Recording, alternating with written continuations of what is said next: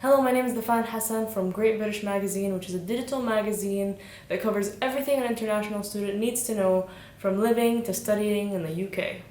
Let me set the stage first. I finished university in 2021 and I studied in Cardiff University, as you might have guessed from this video, and I studied media and communications. I am an international student. I am originally Palestinian, I'm a Jordanian citizen, but was born and raised in Qatar. Studying in the UK, if you're not doing like a big degree, like medicine, or you're not doing engineering or something, usually you're doing about 3 years to get that whole bachelor's degree. That grabbed me. That was kind of like the moment I was like, yes, I know for a fact I want to go to the UK because I want to finish as fast as I can, have a year to spare if I wanted to do a master's. And then also on top of that, if you really sum it all up, it is cheaper in the long run because you're not paying for 4 years, you're paying for 3. And what we all do, I bet you I'm not the only one that's guilty, is that we start going to these top universities' website trying to figure out who's doing this course best. Upon looking there, I found a couple of universities that I wanted to apply to. So Cardiff University, which I think at the time, if I'm not mistaken, was 34th in the world for media and comms, which was just a crazy thing for me. I was like, okay, wow, like that's insane. And that's where it kind of hit me, I looked around and there were so many arrows pointing towards Cardiff University. Now let me explain. My favorite subject in school was English, and all of my English teachers from secondary until I finished were all graduates from Cardiff University. And I was like, okay, well, that's a coincidence. Then my best friend actually moved to Swansea, so she moved to Wales, and she was telling me, I'm applying there, please apply, come on, it's really great, I visited, you should really, really check it out. I was like, okay, that's another thing. And then my mom tells me that one of our family members actually graduated from there, and I was like, what? This is like freaking insane. Like, this feels like a sign, and I'm a big believer in these type of things. So I was like, you know what? When I hopefully get this acceptance from them, I am going to go to Cardiff. And surely, a couple of months later, after my results came out and I got my acceptance letter, I said yes, and that's where the journey to Cardiff University really began. So jump forward like about 2 months from when I got my acceptance, it was time to leave to Cardiff, and just as a reference, this was the first time that I ever was going to leave the Middle East, and it was the first time that I was ever going to step into a country from the West, the UK especially. It was huge, felt insane. And when I arrived to Cardiff, thank God, actually I was so lucky, because that same year that I went to Cardiff University, Qatar Airways had opened a flight from Qatar to Cardiff directly. So I didn't even have to go to London to kind of stop and then, take a bus or take the train or anything to get to Cardiff. It was just a straight direct thing. The airport was a piece of cake. Honestly, there was no complications. Of course, around September time, there are some students coming in and there's a lot of people coming in as well. So it was a bit hectic, but I didn't really have to wait for that long at all. It was, and it felt so warm immediately the second that I left there. The city's not too big, which is perfect for someone that was trying to get accustomed to something new or get accustomed to the city life. And everything was walking distance, which is also I can't stress how much of a plus that is.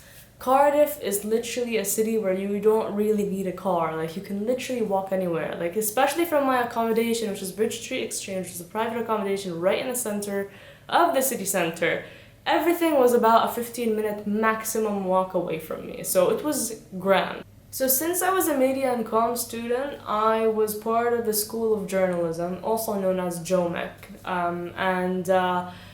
The awesome thing was, and the lucky thing for me was, that there was a new building that was built actually for our school the year that I arrived.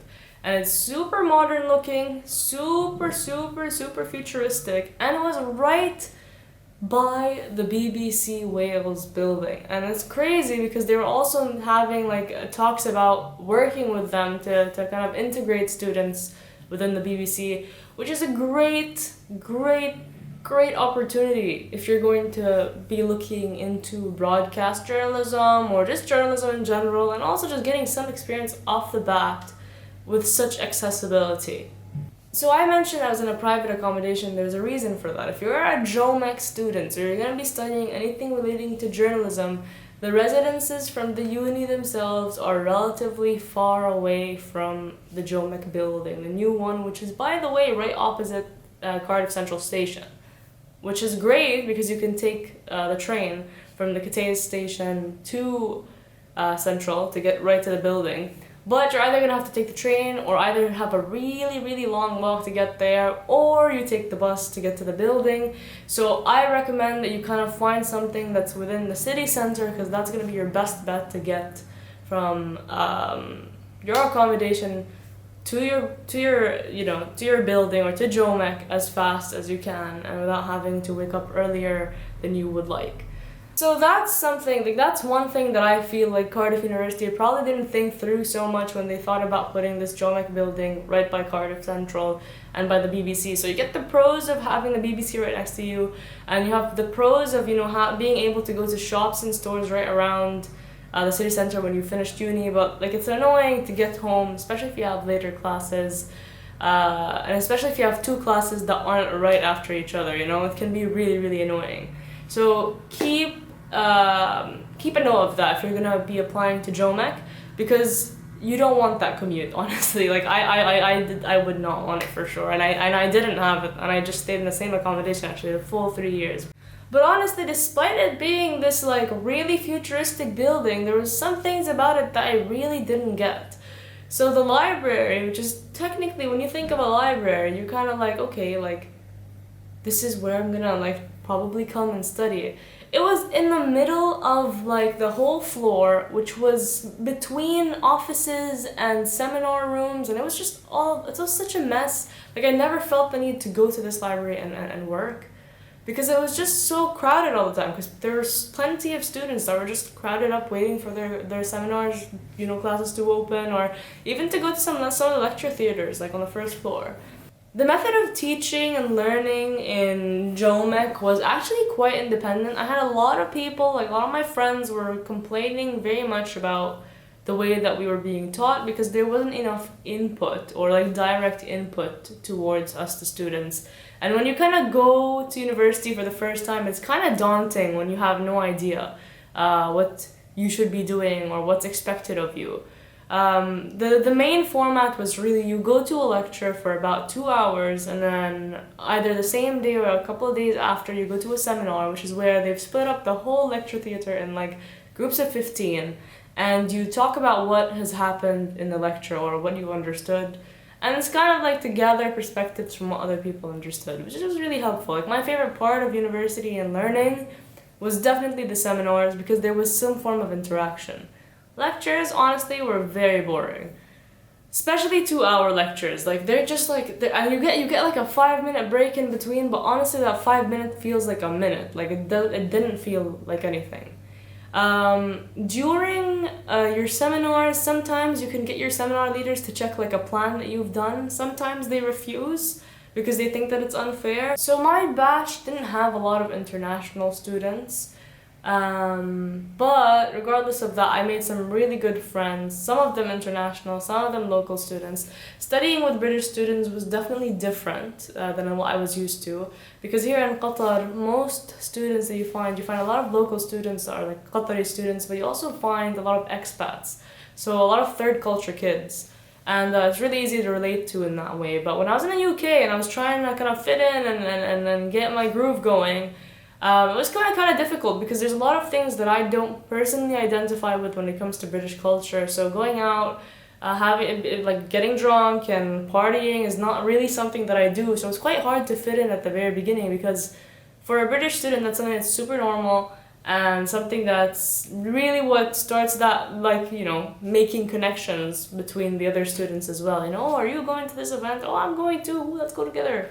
And I didn't really have that, which was a bit difficult. But honestly, when it came to interactions in the building, or in any events, social events, something like that, it really wasn't bad at all, and they're very open.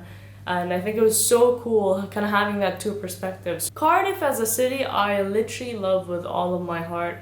Welsh people are so nice. They're always smiling. They have a really beautiful accent. They usually don't like their own accents, but honestly, I love the Welsh accent. The only thing that I was ever told so I can make sure that I can like imitate it properly is to accentuate your vowels. They gotta speak like that, and it's just so funny. Or like the only thing that I remember really from like Welsh like language is sable chwech, which is I think counter 6, which I learned from Primark. And if you know, the Welsh people, they pronounce it as Primark, not Primark, so it's a big thing there as well. But Welsh people are really, really, really fun to be around. They're so nice.